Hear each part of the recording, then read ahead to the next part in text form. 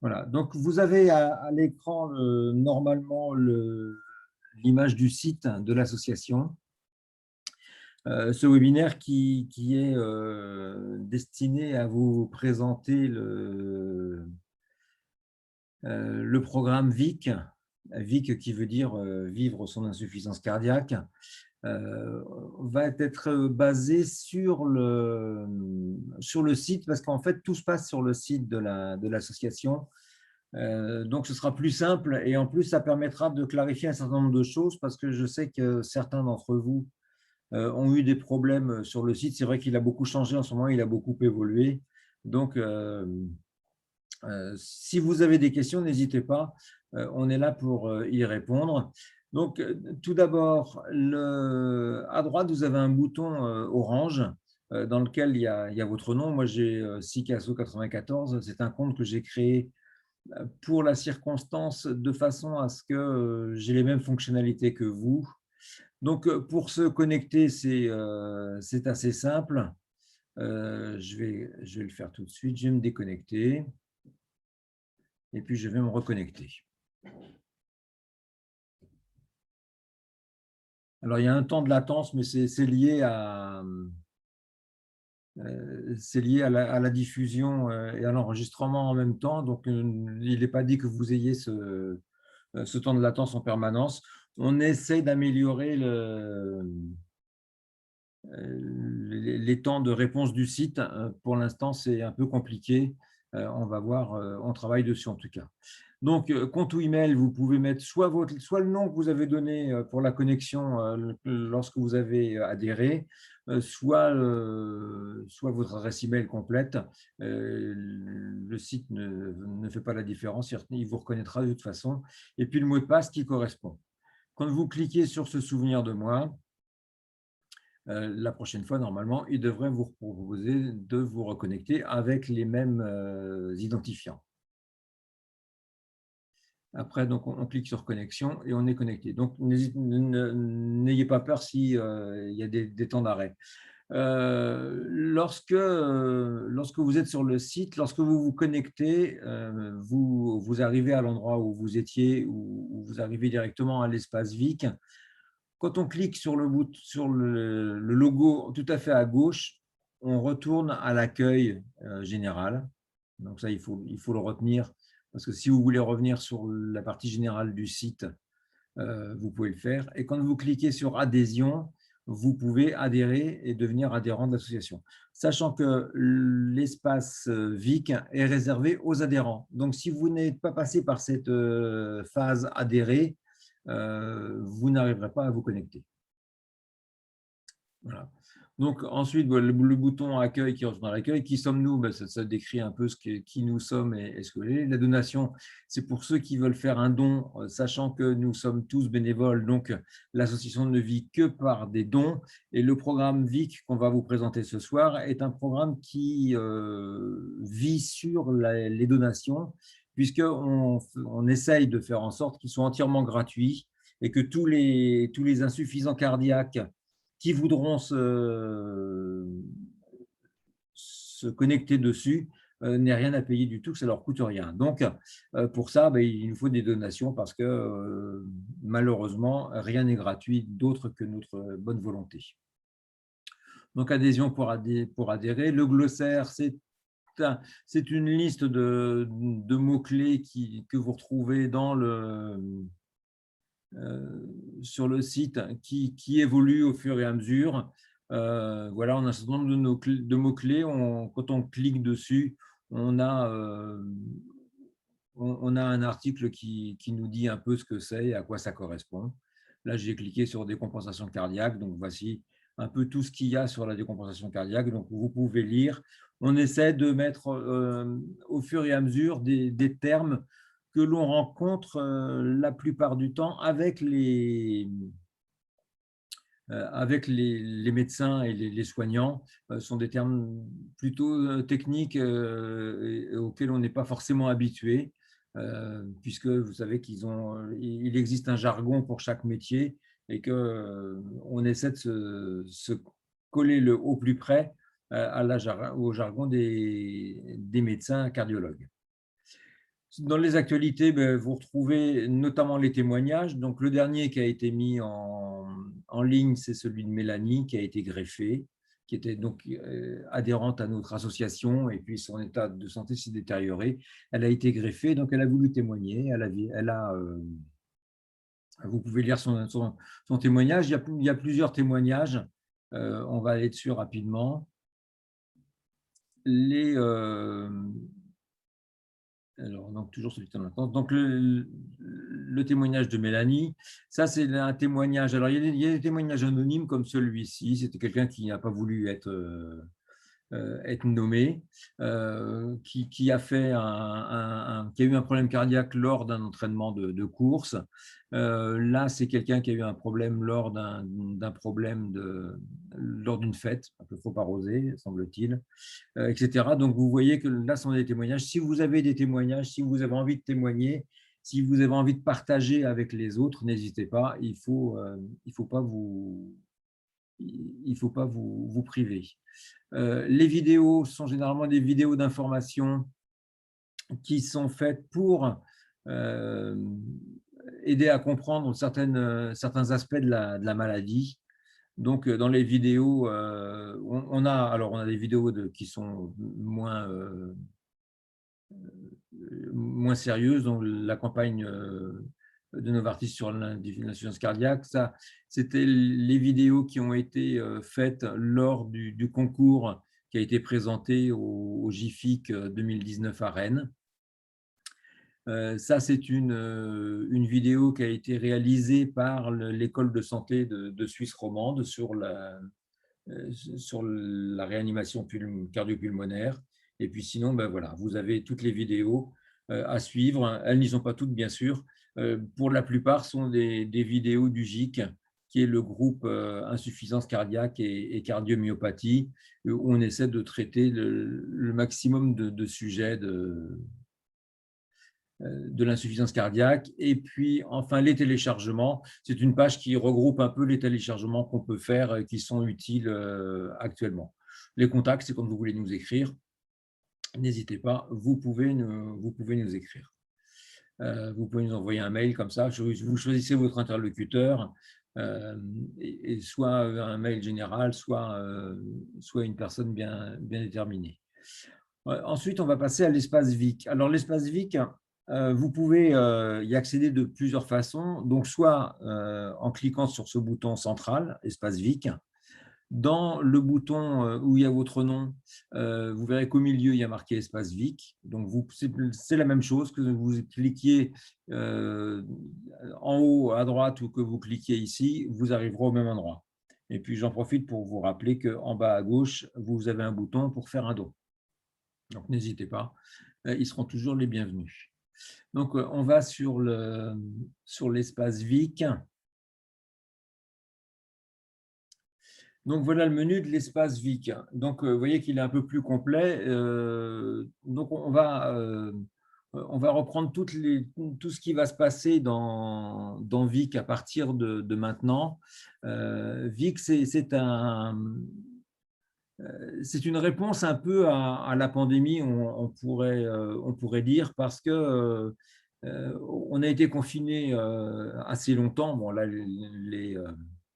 les contraintes de distance de déplacement ont été levées aujourd'hui ou hier, mais on peut difficilement demander aux gens de venir se déplacer sur un lieu avec d'autres personnes dans les conditions actuelles. Donc, on s'est dit que le mieux, c'était d'aller chez eux, et pour aller rencontrer les gens chez eux, et pour aller chez vous, le mieux, le plus simple, c'est encore le numérique. Donc, on a développé ce programme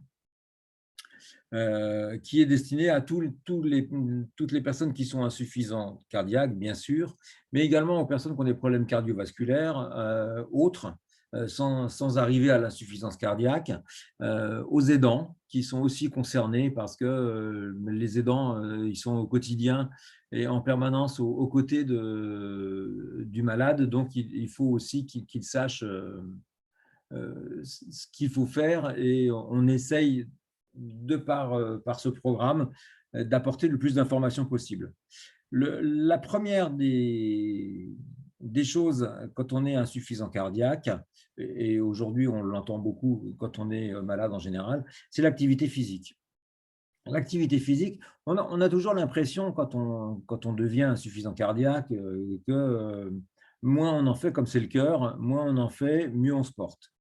Et qu'on va rester tranquille. Et c'est ce qu'on disait encore il y a quelques années, hein, il y a 30, 40 ou 50 ans, je ne sais pas exactement. Aujourd'hui, on s'est rendu compte qu'en fait, quand on a une activité physique adaptée, hein, il ne faut pas faire n'importe quoi, il ne faut pas se lancer dans un marathon quand on a un cœur malade, parce que c'est toujours un peu problématique. Il risque de nous arriver des bricoles. Mais quand c'est bien encadré, l'activité physique apporte au cœur, qui est un muscle, apporte une activité régulière, et ce qui lui permet de mieux fonctionner et d'être en tout cas sollicité. Donc, pendant cette période d'activité physique, où en général, on dit qu'il faut à peu près 1h30 par semaine, au minimum 1h30 par semaine. Bon, certains vont vous dire un peu plus, d'autres un peu moins. Ça va dépendre un peu de votre état. De toute façon, il faut toujours en discuter avec son médecin avant de faire quoi que ce soit, avant de se lancer dans quoi que ce soit. Mais cette activité physique, nous donnerons des rendez-vous hebdomadaires aux gens. Donc, nous allons commencer par une séance par semaine. Ce seront des groupes de 10 qui seront. L'activité physique sera dispensée par une kiné qui doit être présente. Je ne sais pas si je regarde si on peut la voir. Je regarde si elle est présente. En même temps, je consulte la liste des présents. Il me semblait qu'elle était présente tout à l'heure, mais comme il y a de plus en plus de monde, c'est de plus en plus compliqué.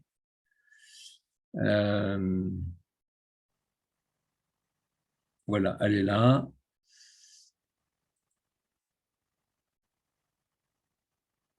Je vais donc lui passer. Donc, normalement, vous devriez la voir à partir de maintenant. Elle va apparaître sur votre écran.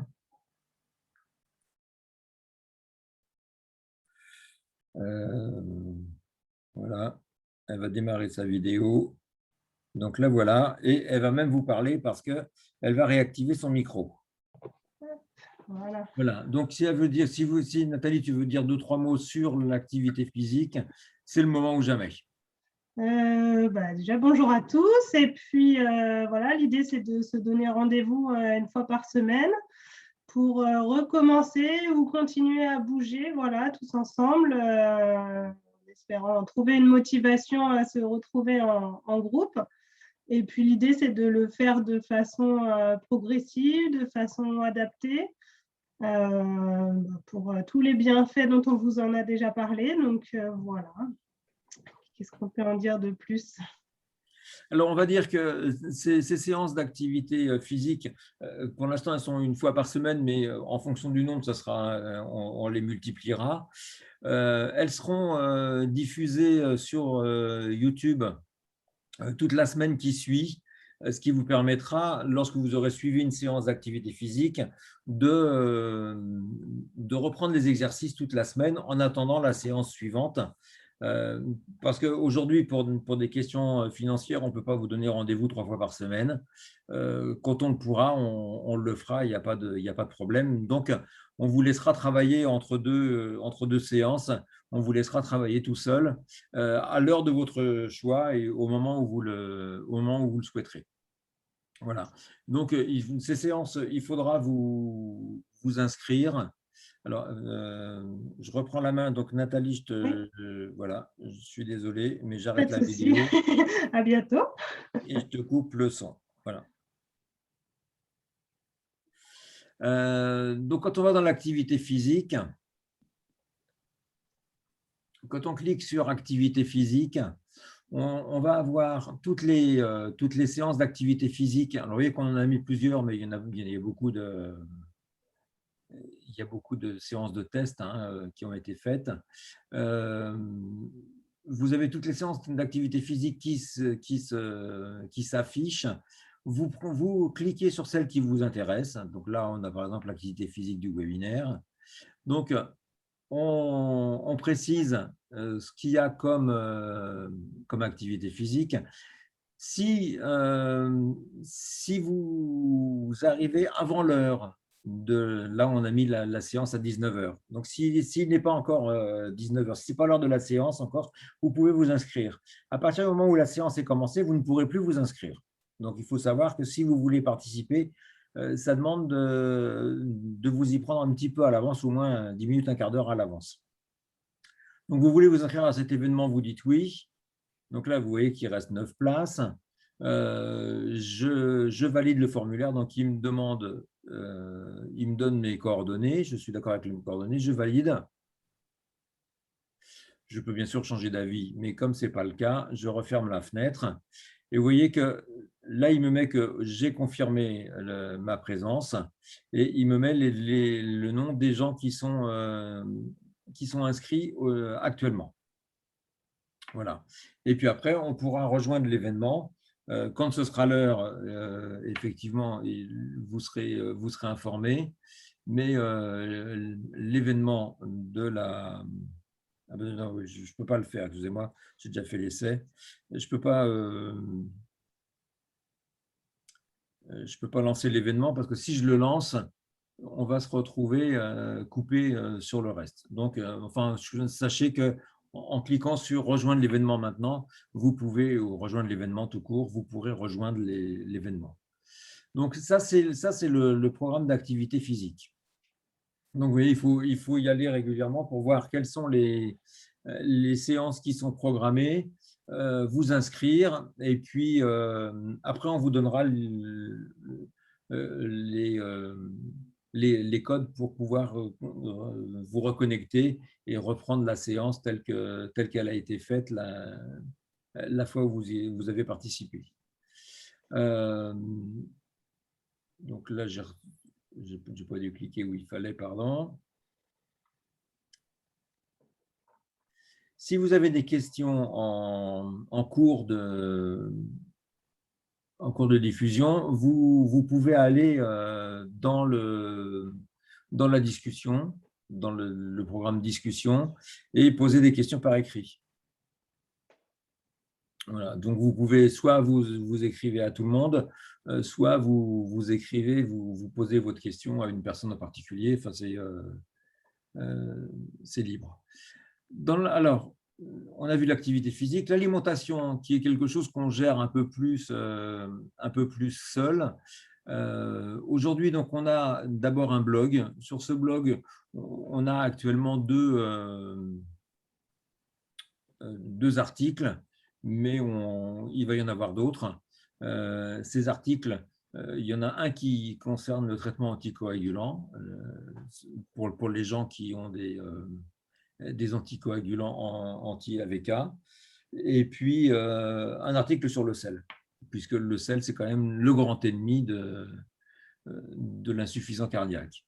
On va essayer d'améliorer ça et d'en faire d'autres. Donc, n'hésitez pas, si vous avez des choses à dire, on est prêt à vous entendre et on est prêt à vous écouter. Et puis, en parallèle de ça, vous avez également des recettes.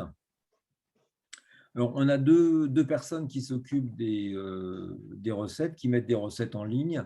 Si vous avez des recettes, vous pouvez, ou des adresses de recettes, vous pouvez, par le lien de contact ou en envoyant un mail, nous indiquer votre recette. Et là, vous avez la recette. Donc, vous pouvez choisir ce que vous voulez comme type de recette. Et puis, les recettes sont affichées. Je ne sais pas pourquoi c'est la double photo, mais vous avez les images et le détail des recettes. Quand on clique dessus, si je clique sur celle-ci, par exemple, je vais avoir le détail de la recette.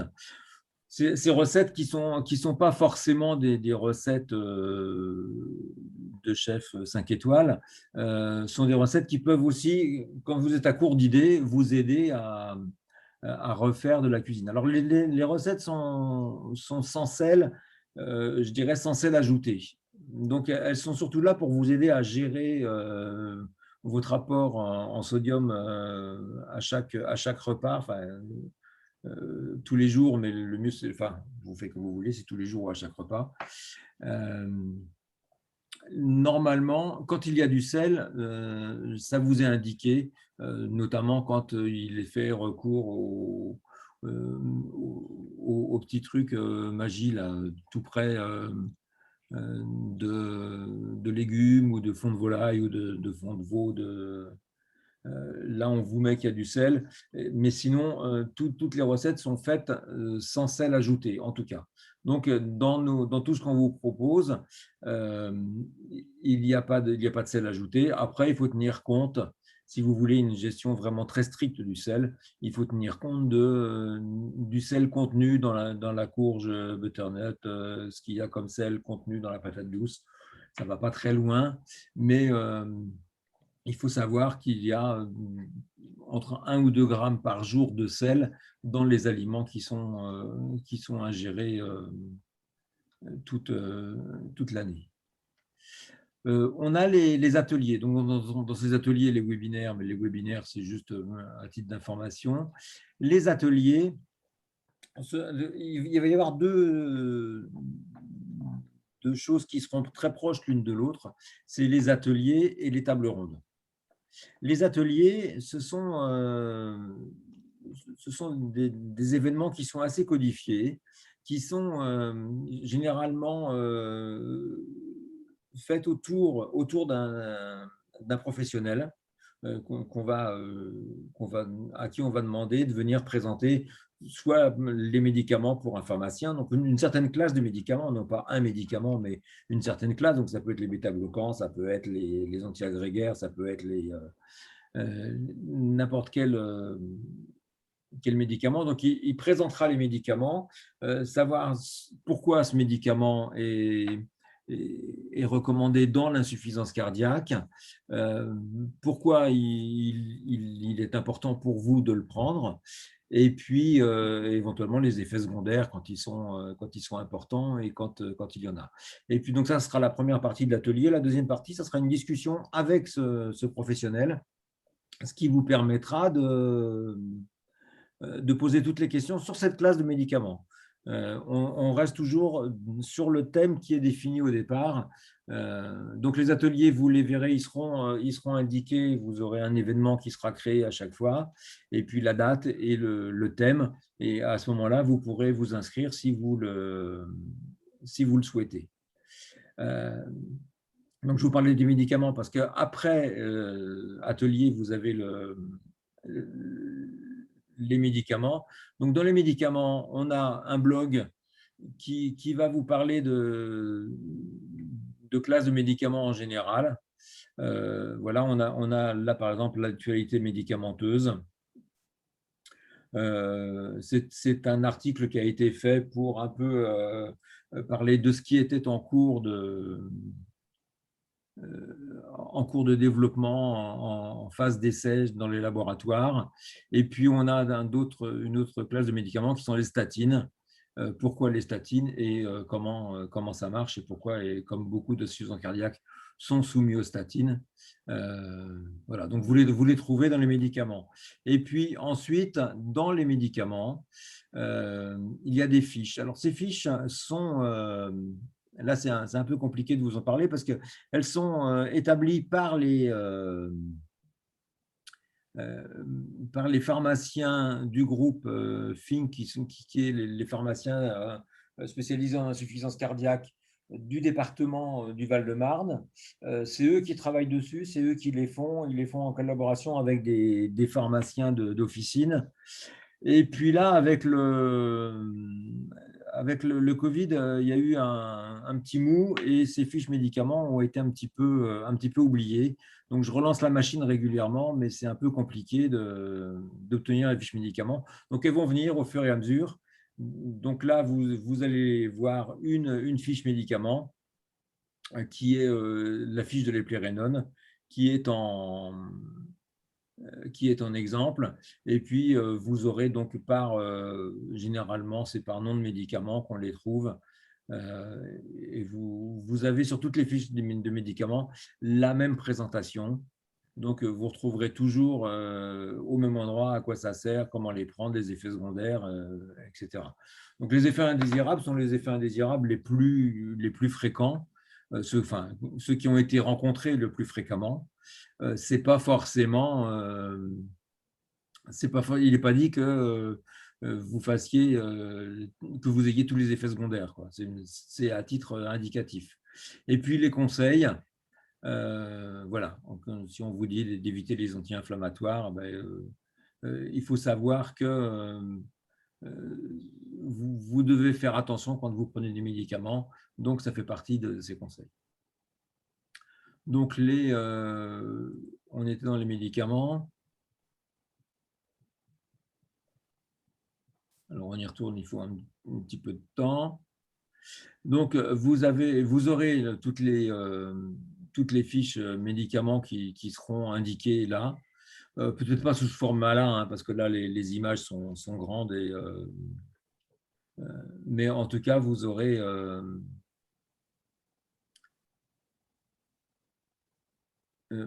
tous les médicaments. Alors, je suis en train de remarquer en même temps qu'il y a des petits bugs sur les écrans, puisque normalement, on aurait dû avoir le menu de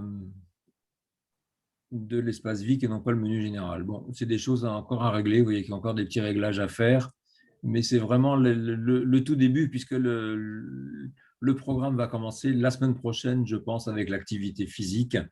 Donc là, on est vraiment au tout début.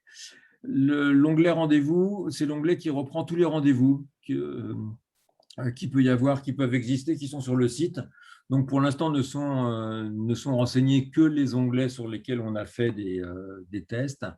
Donc vous avez alors soit avec photo, soit sans photo. Donc vous avez par exemple l'activité physique qui est là, et puis vous avez le webinaire qui est là.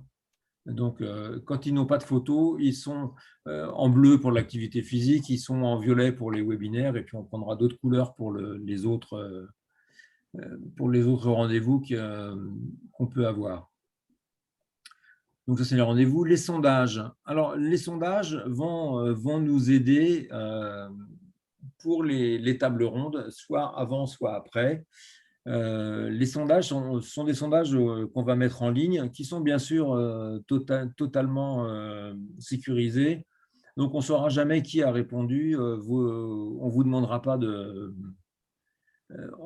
d'informations, on ne saura pas qui vous êtes, on ne saura pas qui a répondu, mais ils nous aideront à savoir un peu pour orienter les tables rondes, soit en amont, soit en aval, suivant les besoins. Donc aujourd'hui, on avait mis un sondage en ligne qui était sur le sommeil. C'est un sondage qui reviendra peut-être. Le nombre de réponses avait été très faible. Donc ce sondage a été supprimé des sondages parce que ça faisait un peu plus d'un an qu'il était en ligne. Les gens ne répondaient plus, les gens n'y allaient plus. Alors peut-être que c'est parce qu'il y avait un manque d'information, un manque de communication autour de ce sondage. Mais en tout cas, sachez que voilà, les sondages existeront. Quand vous participerez aux tables rondes, on vous en parlera, on vous remettra des sondages, on vous dira ce qu'il y a. Et avant de participer aux tables rondes, il y aura également des sondages qui aideront quelquefois, soit à la table ronde, soit à l'atelier, etc. Et enfin, les tables rondes, donc on en a parlé tout à l'heure. Les tables rondes, c'est comme les ateliers tout à l'heure, sauf qu'il n'y a pas de professionnels. Les tables rondes se déroulent entre patients exclusivement et servent à débattre ou à parler de tout. Donc, on peut juste y avoir excusez-moi, les mots m'échappent quelquefois. Bon, de temps en temps, des expériences, du vécu, chacun racontera un peu son histoire. Il peut y avoir des tables rondes qui ont des thèmes parce que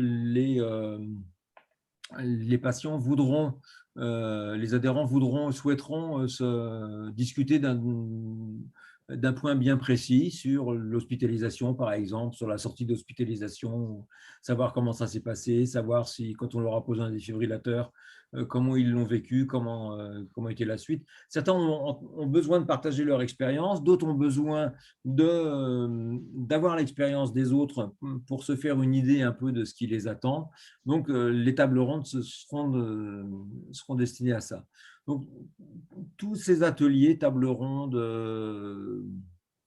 les différents rendez-vous seront bien évidemment enregistrés et ils seront visibles sur notre site machin, là, soit sur le site lui-même, soit sur YouTube, en sachant que seuls ceux qui auront participé à ces tables rondes et à ces divers événements pourront revoir ces enregistrements de façon à ne pas mettre quelqu'un en porte-à-faux vis-à-vis de ces enregistrements. Donc voilà, tout ça est fait par nous, des bénévoles. Nous sommes très peu nombreux, puisque aujourd'hui on est 2 à travailler dessus. Donc n'hésitez pas, si vous avez envie de vous investir, envie de participer un peu, même si c'est 1 heure, 2 heures par semaine, c'est pas, ça peut vous sembler peu, mais pour nous ça peut être beaucoup. On a besoin de gens qui nous aident, on a besoin de bénévoles en permanence. Je dis bien bénévoles parce qu'aujourd'hui, on n'a pas les moyens de rémunérer quelqu'un. On va commencer à réfléchir avec certains donateurs pour qui nous donnent de quoi rémunérer au moins une personne, qu'on ait déjà une personne à demeure. Et puis petit à petit, on étoffera l'équipe. Mais voilà, j'espère que ce programme vous donnera des réponses, vous apportera des réponses à certaines questions, vous aidera dans votre quotidien. À vous de voir, à vous de nous proposer des améliorations si vous pensez qu'il y a des améliorations à apporter. Testez-le, n'hésitez pas, allez dessus et puis on fera tout notre possible pour vous donner satisfaction. Maintenant, si vous voulez poser des questions, si vous voulez en savoir plus, nous sommes là pour vous répondre. Vous levez la main, on débloquera votre micro et puis on vous dira tout ce que vous voulez savoir. Donc, n'hésitez pas.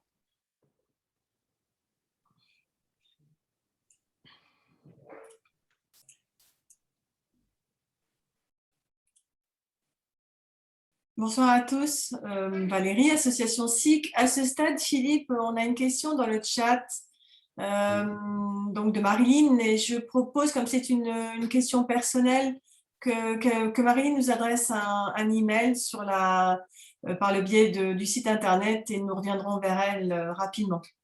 Alors, en sachant, donc j'en profite justement de cette question parce que je l'ai sous les yeux, en sachant que nous sommes une association de patients, donc en aucun cas on ne peut répondre à des questions purement médicales. On n'a pas la formation et on n'est pas là pour ça d'abord, mais on n'a pas la formation, on serait bien incapable de vous dire quoi que ce soit. Donc, bien souvent, les questions qui sont des questions plus de consultation qu'autre chose sont à voir avec votre médecin et pas avec nous parce qu'on ne saura pas vous répondre. On n'aura pas la possibilité de vous répondre.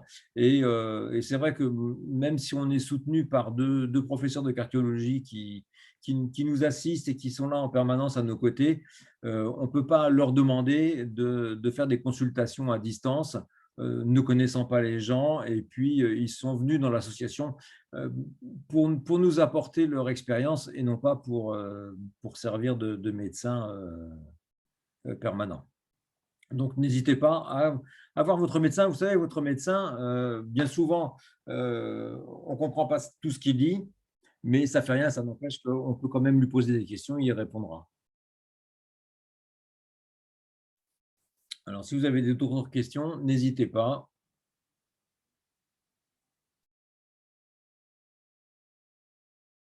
Je vois qu'il n'y a pas beaucoup de… Bon, ce sera peut-être à l'expérience, en l'expérimentant que vous jugerez de la pertinence des… alors, on a… Voilà. Donc, Sylvie Fougeron qui pose une question et il faut qu'elle enlève son… il faut qu'elle désactive. Voilà. On vous écoute. Mais bonjour à tous. Alors, ma question, voilà, j'ai 2 valves qui sont très abîmées, donc je fais de l'insuffisance cardiaque. Et on m'a dit de ne pas manger de sel, mais on ne m'a pas expliqué pourquoi vraiment. Est-ce que vous pouvez me donner des infos par rapport à ça? Alors, oui, on pourrait vous faire un cours sur le sel aujourd'hui, mais ce n'est pas tellement le but. Alors, c'est vrai que ça fera l'objet d'une table ronde qui sera animée et par un médecin cardiologue et par une diététicienne pour justement expliquer ces problèmes de sel. Parce que, en gros, hein, et pour ce que j'en sais, le cœur fonctionnant moins bien envoie moins de sang aux reins, les reins filtrent moins le sang, et comme le sel attire l'eau, l'eau reste stagne dans le corps, et donc ça risque de provoquer des œdèmes, puis ça va aller dans les poumons, ça va vous gêner pour la respiration. Donc c'est pour ça qu'on se bat contre le sel. Mais c'est très important d'assister justement à ces tables rondes ou à ces ateliers pour savoir pourquoi il faut réduire le sel. Et puis dans l'alimentation, vous trouverez déjà l'article sur le sel qui pourra vous renseigner. Et puis les recettes, vous verrez que toutes les recettes sont sans sel. Et en règle générale, à voir avec votre cardiologue, hein, mais il a dû vous préconiser entre, je sais pas, entre 2 grammes par jour et 5-6 grammes maximum. Donc, à vous aussi d'apprendre à gérer le sel en sachant ce qu'il y a comme sel dans les médicaments. Par exemple, dans les aliments, par exemple, on sait que dans la charcuterie, il y a beaucoup de sel. En règle générale, dans tout ce qui est, tout ce qui est alimentation industrielle, il y a beaucoup de sel. Donc, il faut la bannir ou alors il faut bien la gérer. Et vous savez que si vous mangez 3 ou 4 rondelles de saucisson, vous avez déjà 1 gramme de sel dedans. Donc, ça va très vite. D'accord. Est-ce que je peux vous suggérer autre chose? J'ai une ablation totale de la thyroïde, hein, avec tout ça. Oui. Et je voulais je voulais avoir des renseignements sur l'incidence du dérèglement du taux de TSH, puisque c'est du sel aussi, hein, c'est de l'iode, et je voulais savoir si ça avait une grosse incidence sur l'insuffisance cardiaque, justement, parce que moi, j'ai beaucoup de mal à régler mon taux de Je serais bien iode. incapable de vous répondre. Non, mais Vraiment, ça peut faire l'objet, voilà, ça peut faire oui, l'objet si quelqu'un a des renseignements, si quelqu'un d'autre a tout des à fait. renseignements. Alors, en plus de ce site, on a un groupe de discussion sur Facebook. Donc, vous pouvez tout à fait rejoindre ce groupe de discussion et poser la question au groupe de discussion. Il y aura toujours quelqu'un qui sera dans le même cas que vous et qui saura vous répondre sans aucun problème. En sachant que ce sont des avis de patients. Hein, donc, Oui, bien sûr. voilà. Mais ça oriente déjà un petit peu et ça donne une idée de… Ouais. Bah, les médecins n'ont pas toujours le temps de nous expliquer les choses, surtout quand on est à l'hôpital, de nous expliquer les choses clairement, on va dire. Et souvent, les questions viennent en sortant de l'hôpital, Souvent, justement. les questions viennent après. Et puis, Ouais. il faut savoir que chaque insuffisant cardiaque est un cas particulier. Donc, c'est difficile de faire une réponse générale pour tout le Oui. monde.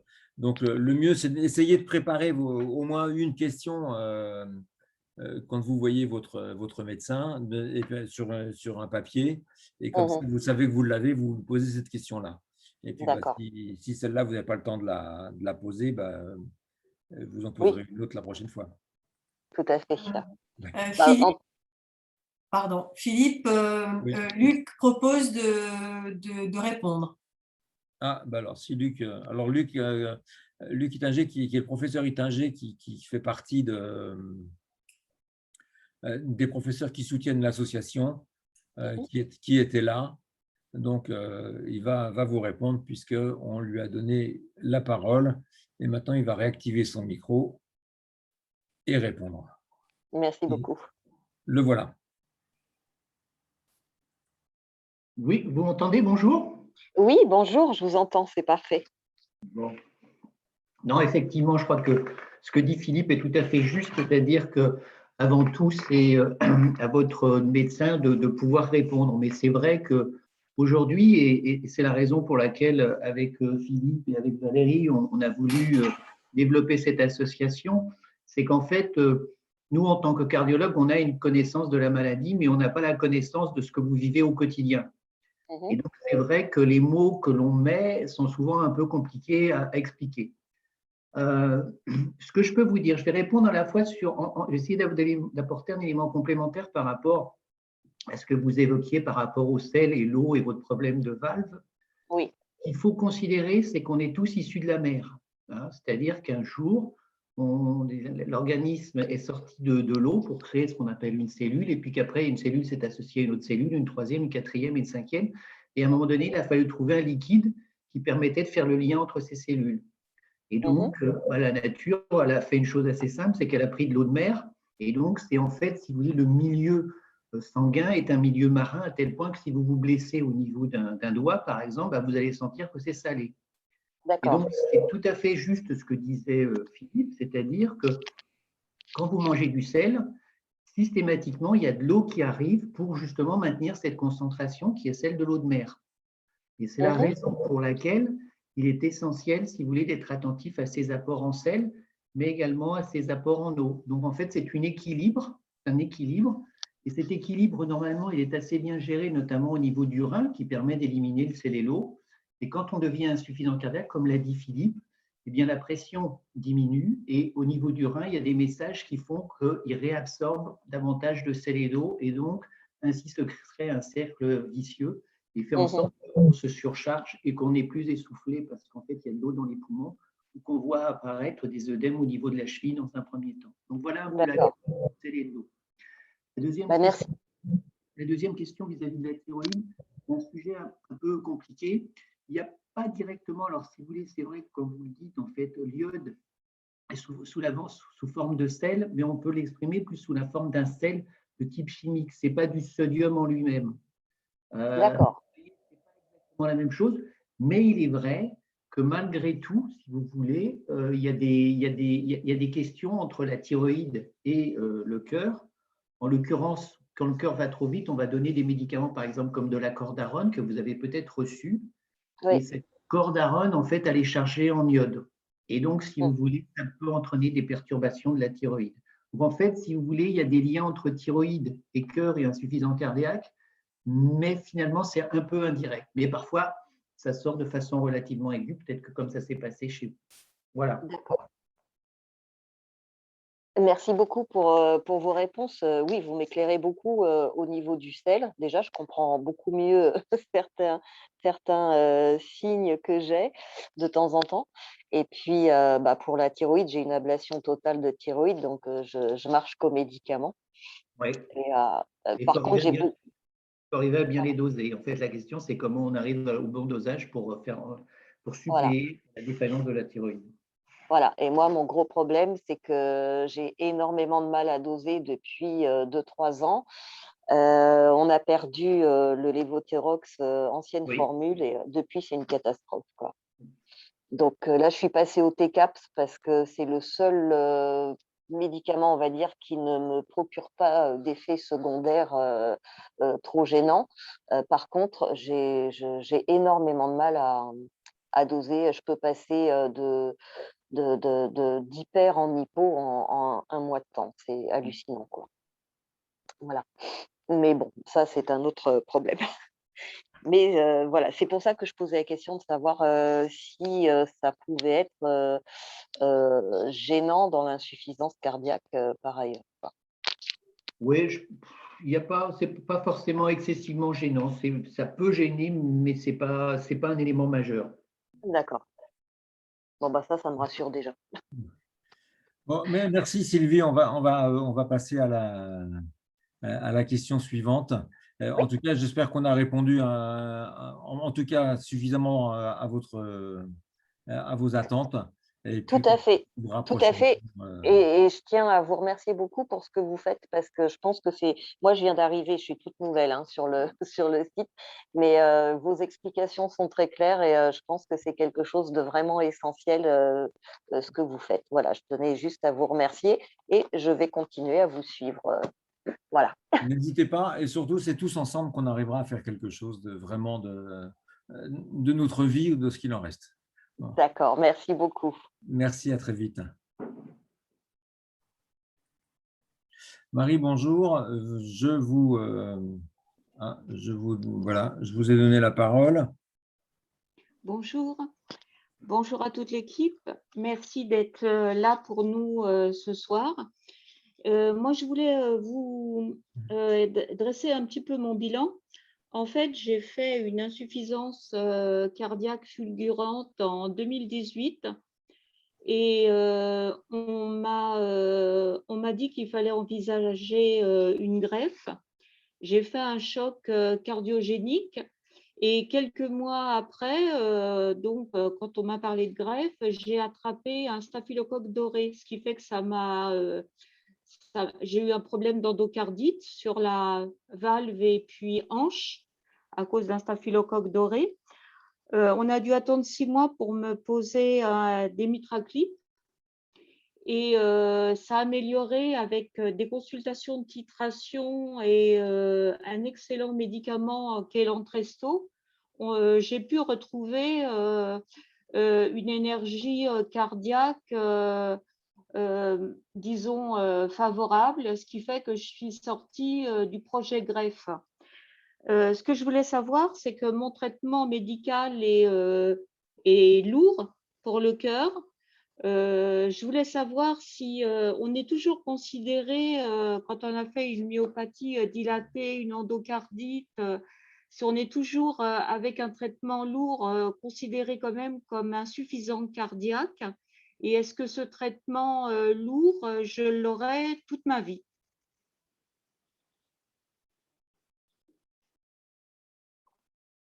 Effectivement, votre question est complexe.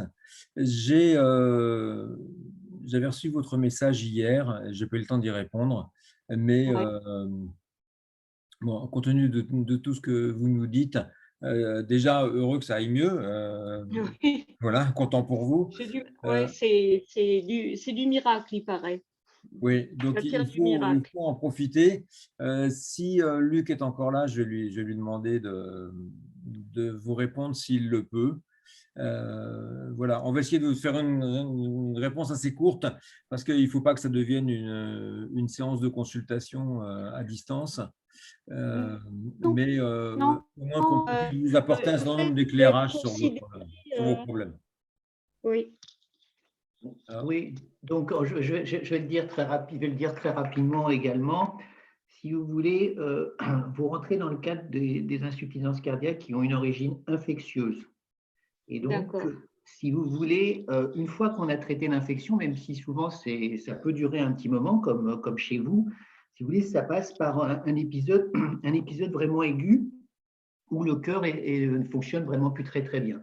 Cela dit, et comme vous avez pu le constater, une fois qu'on a traité l'épisode infectieux, une fois qu'on vous a donné les bons médicaments et vous avez bien exprimé quelque chose, c'est-à-dire que vous avez pu bénéficier de ce qu'on appelle une consultation de titration, c'est-à-dire qu'on on a augmenté progressivement les médicaments, comme si on les ajustait un petit peu d'un point de vue mécanique. Vous êtes dans une situation qui a été nettement améliorée. Alors, pour répondre à votre question, est-ce que je vais devoir prendre ces médicaments tout le temps? À ce stade, on pourrait répondre oui, mais ça va dépendre de votre évolution et de deux choses en particulier. La mesure de ce qu'on appelle la performance cardiaque qui se mesure habituellement en échographie, il y a ce que l'on appelle une fraction d'éjection, et la normale étant de 60%. Et la deuxième chose, si vous voulez, ça va être un petit peu fonction de savoir s'il va y avoir des évolutions thérapeutiques. Là, tout à l'heure, Philippe l'a évoqué sur les actualités en 2021, il y a encore des médicaments qui bouleversent le traitement de l'insuffisance cardiaque qui apparaissent. Et donc, il n'est pas possible que, si vous voulez, il y ait encore des améliorations et qu'éventuellement, à un moment donné, on pourra éliminer un certain nombre de médicaments.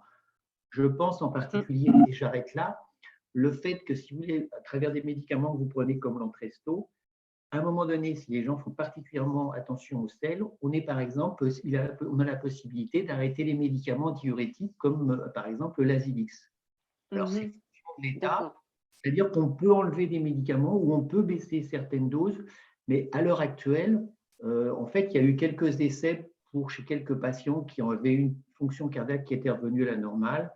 Et l'expérience a montré que lorsque l'on arrêtait les médicaments, il y avait, disons, un fonctionnement du cœur qui était moindre. On ne revenait pas à l'état antérieur.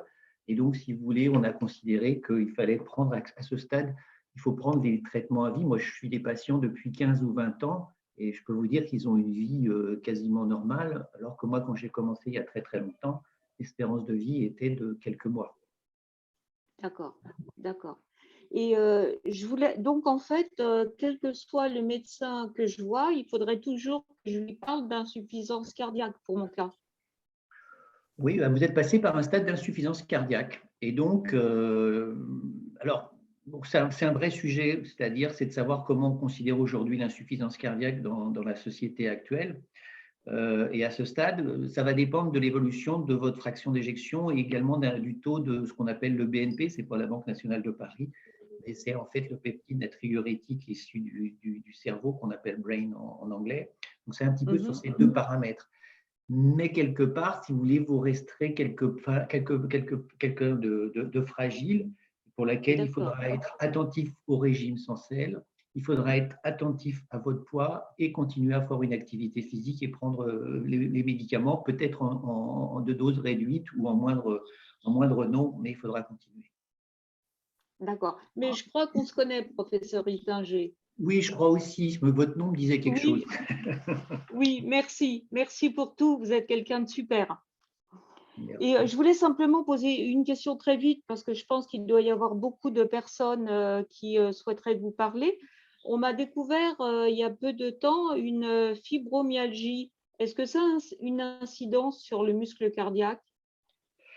Ce n'est pas évident. Le muscle cardiaque est un peu différent des muscles squelettiques, donc c'est un petit peu difficile. Après, il faut revoir. Il y a quelques pathologies qui associent à la fois les muscles périphériques et puis le muscle cardiaque. Je pense à une maladie comme l'amylose, mais autrement, comme ça, a priori, il n'y a pas forcément de lien direct, mais parfois, il faut faire des tests génétiques pour y voir plus clair. D'accord. Bien, écoutez, je vous remercie. Vous êtes une équipe formidable. Merci à chacun de vous de pouvoir nous répondre. Merci, professeur.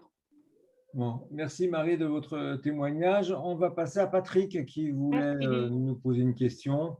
Donc, je lui donne la parole. Vous m'entendez là? Oui, bon. Très bien. Ouais. En fait, moi, ma question, mon cas, c'est pas. En fait, moi, j'ai une insuffisance cardiaque suite à un infarctus du myocarde qui n'a pas été détecté à temps, je n'ai pas identifié. Et en fait, je me suis renseigné tout de suite, j'ai essayé de comprendre ce qui m'arrivait quand j'ai eu le diagnostic, quand j'ai eu le diagnostic des cardiologues. Et quand on regarde sur Internet, c'est très, très alarmiste en fait. Parce qu'en fait, si vous regardez sur Google, vous cherchez insuffisance cardiaque, en gros, on vous dit à 5 ans, il y en a 50% qui sont décédés, à 10 ans, il n'y a plus personne. Donc, j'ai trouvé ça abominable et j'avais du mal à trouver un autre discours. Et en fait, c'est en cherchant plus loin, en trouvant votre association en particulier, j'ai trouvé vos vidéos, témoignages, je crois, sur YouTube. Vous en parliez tout à l'heure, là. Et j'ai vu des gens, j'ai dit, mais ces gens-là, visiblement, ils vivent avec l'insuffisance cardiaque depuis bien plus longtemps que bien plus longtemps. Voilà, ça m'a rassuré. Je vous ai Oui. vu. D'accord. Et je suis tombé sur. Maintenant, je vais beaucoup sur le forum qui est associé sur Facebook, là aussi, où il y a beaucoup d'échanges. On voit des gens qui vivent avec ça et c'est très rassurant. Et je trouve ça un peu. Voilà, je trouve ça un peu. Comment dire? Je ne sais pas si comment on pourrait influer là-dessus, de dire quand on est sur l'insuffisance cardiaque, on est un peu livré à soi-même. On cherche. Donc, moi, j'ai cherché des réponses. Je faisais le parallèle à ce que je voyais sur des comptes rendus de radiologues. Et on trouve que des choses très alarmistes. C'est pour essayer d'éclairer un peu les gens et de regrouper ensemble les gens qui sont touchés par l'insuffisance cardiaque. C'est vrai qu'une fois la crise aiguë passée, on est un peu livré à nous-mêmes. Donc, c'est en s'entourant de gens compétents, de gens qui sont passés avant nous par les mêmes choses, qu'on apprend petit à petit à connaître la maladie. Et c'est en la connaissant qu'on va l'apprivoiser. Et c'est en la connaissant qu'on fera le plus possible et qu'on deviendra un partenaire de santé pour le cardiologue qui nous suit. Donc, c'est important d'avoir les bonnes informations et de ne pas regarder effectivement sur Internet, c'est la pire des choses, parce que sur Internet, vous devriez être mort depuis longtemps, moi aussi, et non, en fait, ça va bien. Oui, oui, bon, très bien. Et moi, après, je me pose la question des différentes... vous voyez, je trouve que sur Facebook, c'est très, très bien. Là, vous mettez aussi des lieux d'échange. Et moi aussi, je me rapproche d'un club Cœur et Santé, je ne sais plus comment ça s'appelle. Je suis sur Bordeaux, donc sur Pessac, voilà. Pour continuer l'activité physique au-delà de la réadaptation que je suis en train de faire, l'adaptation cardio que je suis en train de faire là, ou à l'hôpital Olévêque à Bordeaux. Et bon, après, je ne sais pas trop si on n'a pas il y a des choses en doublon, un peu peut-être des fois, je ne sais pas trop. Oui, je me pose la question par rapport à votre activité physique. Je ne sais pas si... Alors, vous avez dit qu'elle serait sur YouTube après. C'est-à-dire que sur YouTube, il faudrait être inscrit pour la voir ou il faudra venir... Au départ, en tout cas, il faudra être inscrit. On verra par la suite pour la laisser ouverte à tous les adhérents. Mais il faudra de toute façon au moins être adhérent de l'association. Ça, c'est certain. Après, au départ, elle sera réservée à ceux qui ont participé aux séances d'activité physique. Et puis, en fonction des réponses qu'on aura et au fur et à mesure qu'on aura les accords des uns et des autres, on pourra la rendre publique. Mais dans un premier temps, c'est un peu difficile et il faut respecter les droits à l'image de chacun. Ouais, très bien. Voilà, bon, c'est tout ce que je voulais faire remonter comme remarque. Voilà. Merci beaucoup pour votre réaction.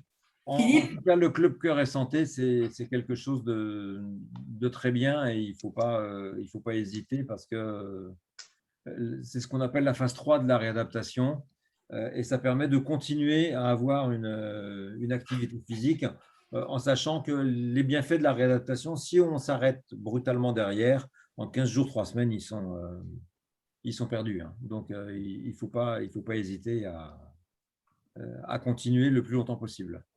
Et si le club Cœur et Santé, ça ne marche plus, venez nous voir, on fera en sorte que vous continuiez à avoir une activité physique permanente.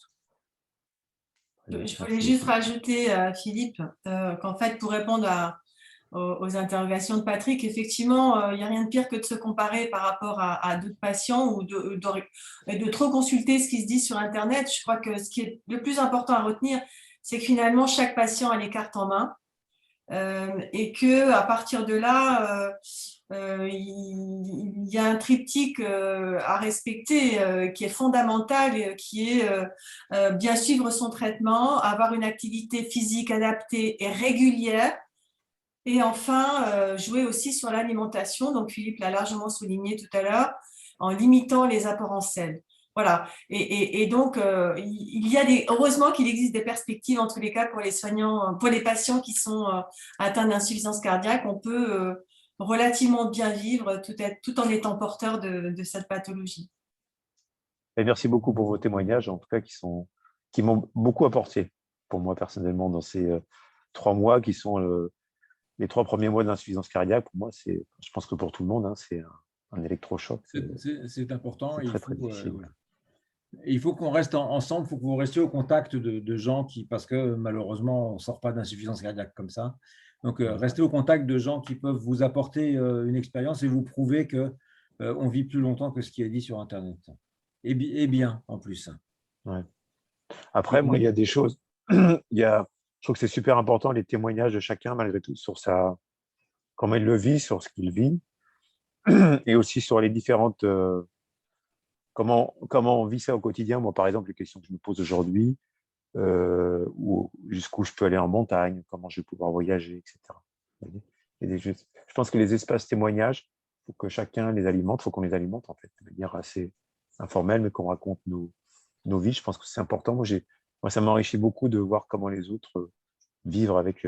comme vous l'avez dit, hein, je crois déjà, on est tous des cas très différents et les cardiologues disent bien, en fait. Les réponses ne sont pas simples parce qu'on est tous des cas très différents. Mais voir comment les autres vivent ça psychologiquement et comment ils arrivent à être heureux, à avoir une belle vie avec ça, c'est super intéressant, quoi. Voilà. C'est toute la difficulté quand on est primo-entrant dans cette pathologie, c'est d'arriver à se projeter à court, moyen et long terme, effectivement. Et donc, on se trouve face à des chamboulements d'ordre psychologique, familial, en lien avec le travail. Enfin, donc, il y a beaucoup d'interrogations, beaucoup de questionnements. Effectivement, c'est tout à fait normal que vous n'ayez pas encore toutes les réponses, elles vont venir. Voilà, il y a une adaptation, hein, il y a une appropriation de la pathologie. Vous allez passer un moment dans une étape, je l'espère en tous les cas, de résilience. Et à partir de là, vous allez pouvoir reconstruire une nouvelle vie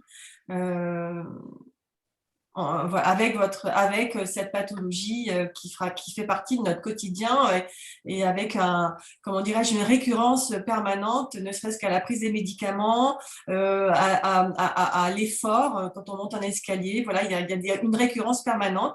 On apprend à vivre avec cela et ça se passe relativement bien. Et vous verrez que ça ne vous empêchera pas d'avoir une belle vie. Ouais. Exactement. Mais je crois que ça a commencé déjà, les résiliences. J'ai recommencé à travailler depuis 2 jours et ça fait du bien. Ouais. Okay. Excusez-moi, je vous coupe parce que maintenant on est arrivé au terme de notre heure même assez largement, de notre heure de webinaire. Si vous avez d'autres questions qui viennent, n'hésitez pas à les poser par mail, on vous répondra. Et puis, surtout, venez participer, inscrivez-vous, essayez les différentes solutions qu'on vous propose pour vous aider à vous approprier cette maladie, à mieux la connaître et à devenir par là même de vrais partenaires de santé et de pouvoir discuter sérieusement avec votre médecin quand vous l'avez en face de vous. C'est-à-dire quand vous êtes en face de lui, comme vous voulez, de façon à mieux connaître et à être de plus en plus autonome. Voilà. Donc, en attendant, bougez, soyez observants, respectez bien les prescriptions qui vous ont faites et prenez les médicaments. Ne vous amusez pas avec. En règle générale, quand on vous les prescrit, c'est qu'ils vous sont nécessaires. Voilà ce que je peux vous dire. J'espère que ce webinaire vous aura intéressé, qu'on vous comptera parmi nos adhérents pour ceux qui ne le sont pas encore et qu'on vous retrouvera bientôt sur nos lignes. Merci, oui. Bonne soirée à tous. Philippe, pardon, on peut peut-être rappeler le webinaire de jeudi? Oui, tout à fait, oui, c'est vrai, j'avais oublié. Vas-y, je te laisse faire. Moi, je salue tout le monde. Vas-y, Philippe. Je suis content d'avoir passé ce moment avec vous et en votre compagnie. Je laisse Valérie faire les annonces de la suite et de ce qui se présente. C'était simplement, vous rappeler que nous avons prévu un webinaire jeudi, donc le pharmacien d'officine et le pharmacien hospitalier. Donc là, vous aurez toutes les, tous les rôles, les fonctions, et de façon à ce que vous compreniez quels sont quel rôle jouent donc ces deux pharmaciens donc en milieu hospitalier et votre pharmacien de ville et quelles sont les interactions possibles entre les deux et bien évidemment vous aurez la possibilité de poser des questions à la suite de ce webinaire. Philippe, si tu as des choses à rajouter, je crois qu'il y a une question. Non, je crois pas. Pardon. J'ai rien de plus. Pas de questions, plus rien. Donc maintenant, je vous rends votre liberté. Vous pouvez vaquer et puis aller dîner tranquillement en évitant le sel. Vous serez gentil. Bon, merci. À vous revoir très vite sur nos différents programmes. À bientôt. Au revoir. À bientôt à toutes et tous. C'est très bien. À bientôt, au revoir. À bientôt. Au revoir. Au revoir. Merci pour tout. Merci à vous, Marie. Merci Philippe, Valérie, professeur Ittinger, bravo à tous. À bientôt. Philippe? Oui. Bon, bah, c'était bien.